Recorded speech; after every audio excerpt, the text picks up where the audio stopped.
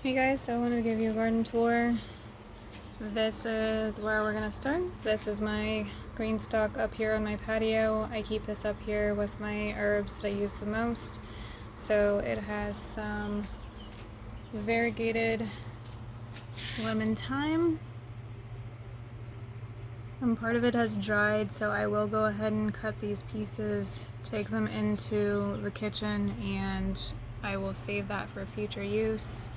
Here I've got some, I believe this is, oregano. I think this is either rosemary or Italian oregano. Peppermint. And my lemon drop basil, which has gone to seed. I will be saving those as well. This is lemon mint. That is absolutely gorgeous. We've got some geraniums in here just for motivation. Down here we have our beans and zucchini, cucumbers that have been started. Normally you would direct sow those, but I have issues with the birds scratching out the seeds, so this works better for me. Over here we've got my opal basil. This is my favorite. This one's not started to go to seed yet, but this one up here it's beautiful, fragrant, attracts the pollinators, so it gets to stay. This is my sweet marjoram. Over here, we got the patio cleaned up. Still needs a little bit of work. And we've got our dahlias. This is a roselle. This is from the hibiscus family. It's gonna have calyxes on it, and that will be edible, and I can dehydrate those for a snack. This is my coral bell with a walnut tree growing out of it thanks to the squirrels. These are perennials if you're looking for any. I also have this bush here. I can't remember what this is, but it's an evergreen, and so that's another perennial. We've got my honeywort here. That's variegated flowers that are gorgeous. These two green stalks up here have herbs and leafy greens. There's a tomato that I took too long to plant, and it has rooted from the pot into the green stalk, so that's its new home. This one has flowers, chocolate mint. We've got our chia seeds here, and celery up at the top, and in the back over here is a dwarf tomato. Down here we have two full-size tomatoes. So this is the Sart, and we have our Woolly Kate. These are the ones that I told you have the fuzzy skin on them, like a peach. So I don't normally container garden, but I had extras, and I know that some of you do, so I wanted to experiment. One of the things that's important is to make sure that you are watering consistently, otherwise it can cause cracking issues. So cracking doesn't happen just because of storms, it's just an overall watering issue, so you do have to be consistent to avoid that. Over here we've got our squash bed. The squash has taken over and has made the peppers disappear, so that's okay because there are extra pepper plants I had, but that one it's just gone wild. You can see the fruits here, and I've got my blueberry plant here, and I have a blackberry. There's another blackberry in another pot down there that you can't see. This is my pink lemonade blueberry. Over here we've got our dwarf tomato plant. So these tinged on the outside of these leaves here, it looks like the vine borers probably got to this one as well, but I'm going to leave it for now because we have a squash there, so I want it to get to the point where it's actually ready for me to pick it. And then we have another squash over here, And that one's not, it's the right size, but it's not the right color. So I'm gonna go ahead and leave that. And this is one of the reasons for needing garden motivation, is this section right here. It's a bit out of control. It's one of the grape tomatoes, so they go wild quickly. So it's just a reminder, having nice flowers and such, that you like gardening and you're gonna get through this. And down here we have our potatoes. I didn't actually give you an update on these guys, but these are the ones where I just cut the eyes and stuck them in the dirt. Here we've got our robe tomatoes. So down here is the Paul Robeson. I don't normally do red tomatoes in my garden, but I thought I'd give these a shot. This green part up here is supposed to be like a dark burgundy color when it's turned. We've got our mystery grocery store tomatoes,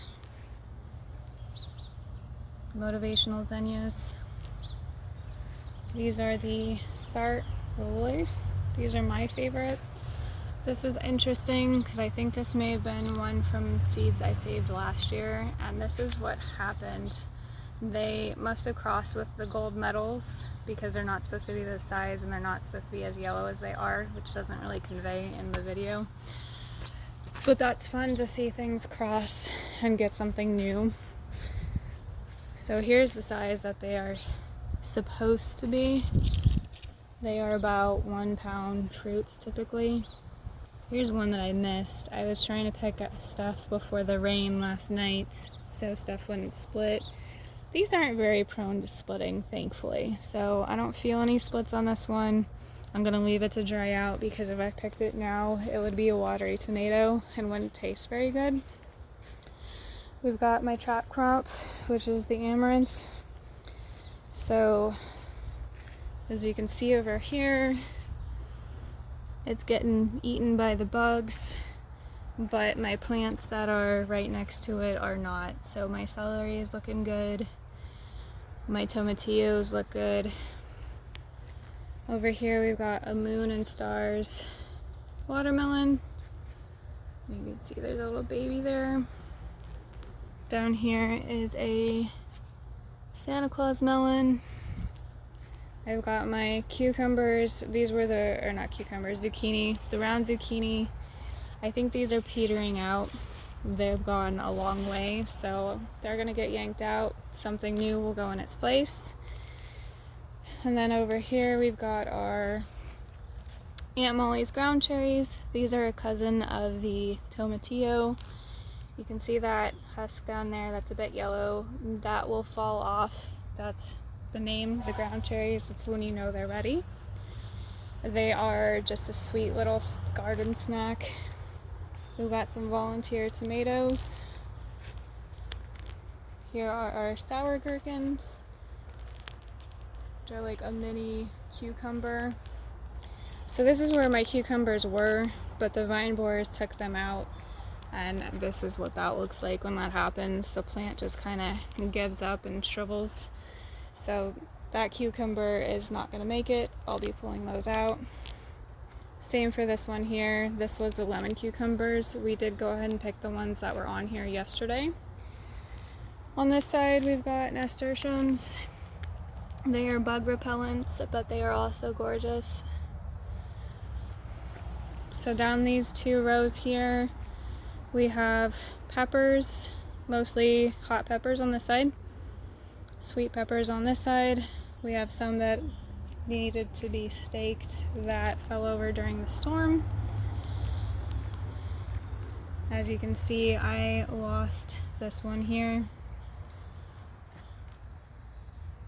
These are just gorgeous. I think these are the Alice's Dream, which I do have some more of those down this way. And then just look at the variegated leaves on the pepper plant. It's been munched on, but it's beautiful. There's the peppers. They're variegated as well. We have some Sugar Rush Peach over here. So these are going to be spicy but sweet peppers. I love those for salsa. Back this way we do have some, these are the orange cayenne. They just haven't turned yet, so those will stay on for a bit longer. We also have some Anaheims back here.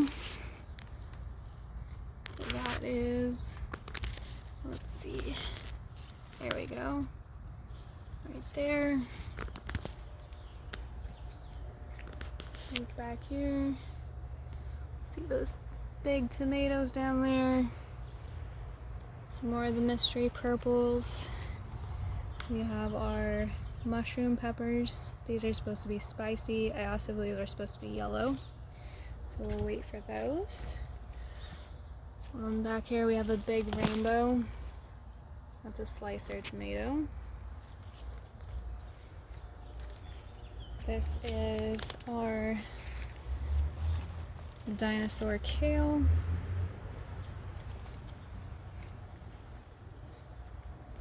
So back here, there is our Alice's Dream.